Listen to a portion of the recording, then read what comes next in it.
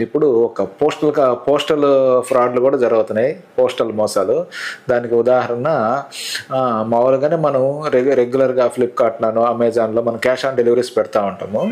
ఆ cash on delivery అంటే మనం అమౌంట్ ఇయ్యగానే వాళ్ళు మన వస్తువు మనకి డెలివరీ చేసి చెళ్ళిపోతా ఉంటారు.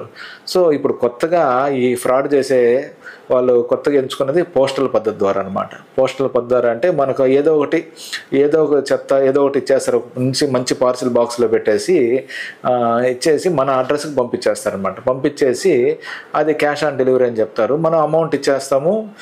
మన ఆ వస్తువు అనేది మనకి డెలివరీ చేసేస్తూ ఉంటారు. వన్స్ మనం అమౌంట్ ఇచ్చేసిన తర్వాత ఆ కొరియర్ పార్ట్నర్ కూడా మన అమౌంట్ మనకు వెనక్కి ఇవ్వరు. కాబట్టి నాకు నిన్న జరిగిన నా పర్సనల్ ఎక్స్‌పీరియన్స్ మీతో షేర్ చేసుకుంటున్నాను. నిన్న నాకు మామూలుగా అయితే నాకు ఏమన్నా కొరియర్ వచ్చిందనుకోండి, నాకు మా పిల్లలు ఫోన్ చేసి కన్ఫర్మ్ చేసుకొని ఇస్తారు.